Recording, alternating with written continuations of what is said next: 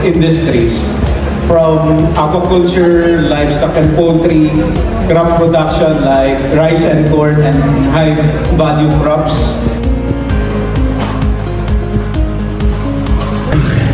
So andito tayo ngayon sa Eton Centris na gaganaping event ni Sir Buds.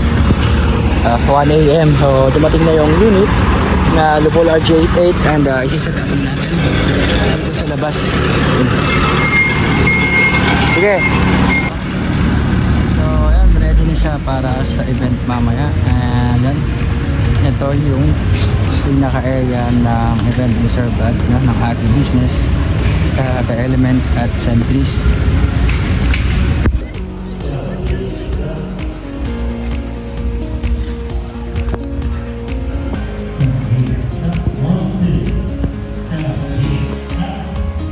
Sa amin, sa area namin, maraming yumaman at ng kamote. Sweet potato, kasama. Kaya ang respeto nila sa mga talaga mapapawag kayo. Tema natin, focus tayo sa product, tinitignan natin siya as product. Dapat tinitignan natin siya as trade. Diba? Pwede natin siya i-trade. Kaya, so, parang ako, nung nag-start ako,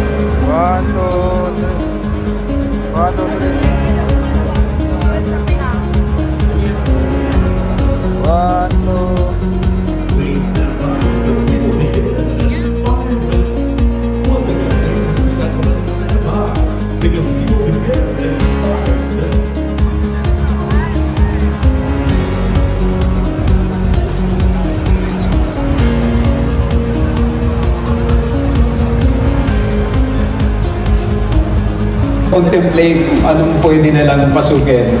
At we're so happy na yung community ay na-engage or na-isama rin natin yung mga government officials. Kasama rin po sila. So, enjoy the day. Dr. Junep Ocampo. maraming salamat po. Gandang hapon po sa inyo lahat.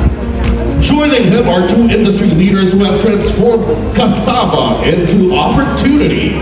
Our first cassava king of Central Luzon, Dr. Richard Torno, empowering fellow farmers through mechanization.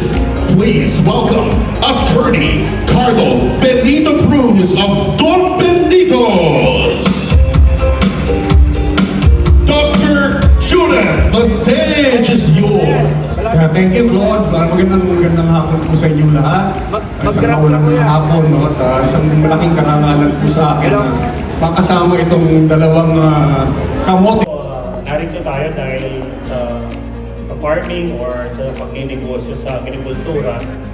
Alam natin, napakalayo na natin sa mga kapit bansa natin. Pero alam ko may pag-asa pa, lalo na yung mga kabataan, no, na gustong mag-engage sa farming. Basta focus at tingin create sila ng unique.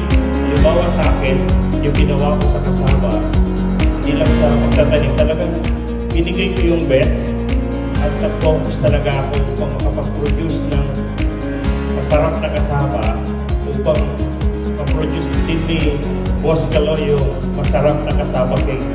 Kaya ganun po, bigay po natin yung best. Aurelia the Third.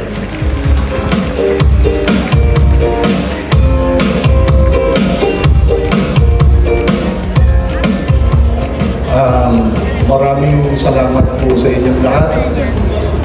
First, I would like to greet my friend here. Hindi ko lang po kaibigan ito, idol ko po ito. Wala akong iba, hindi ang promotor itong araw na ito. Wala akong iba kundi si Mr. Buddy Gansenya. Yung breadfruit, ang tawag dyan dito sa Luzon ay rimas. Ang tawag doon sa Mindanao at sa Visayas, kulo. Ano ang breadfruit? Yung breadfruit, ito ay parang langka. No? Parang yung tinatawag nilang ano ba yung tawag doon? Pakak. Yan, parang pakak. No? Yung breadfruit kasi, ni-research ko na gusto yan. Halos lahat yata ng bagyo sa Asia dumadaan din sa Pilipinas.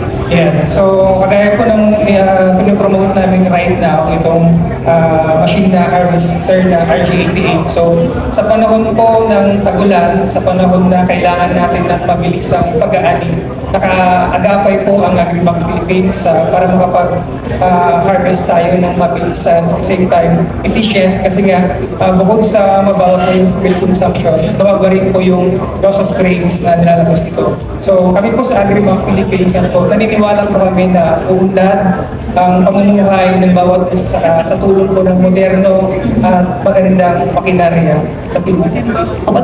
How to get rich? 60%. Sulati na ninyo, no? De biro lang. 60% hard work. Kailangan masipag kayo. And then, you have to be patient. Bakit ang mga tao hindi maging mayaman? Because lipat-lipat sila ng negosyo. Pag ito hindi okay, palitan ng isang negosyo, hindi okay palitan. At the end, wala, diba? So, ibig sabihin, dapat may pasensya ka. And then number 3 is, you should know how to save money. Because there are people who earn money, inagastos nila lahat. Hindi sila mag-ipon ng pera. Then number 4, very, very important is, pag mayaman na kayo, dapat tulungan ninyo ibang tao na kailangan. Parang si Michelle. We're getting ready for year 4 next year. Okay.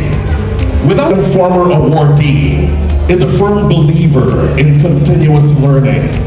He constantly seeks new knowledge, observes what works. Ladies and gentlemen, our best young farmer awardee is Mr. Orly E. Celestino!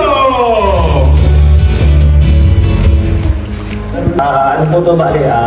Buwisan po. Sa ibang lugar po kasi per kilo. Sa amin po, per ganyan po. Per bumpos. Pero ang laki, magkano itong ganito? Yan po, naglalaro po sa 100, 120. To everyone, I get teary-eyed because it's whole day umuulan and for the last 3 years lagi akong I'm always stressed about the rain pero this year sa totoo lang I wasn't worried at all and I just felt Bye!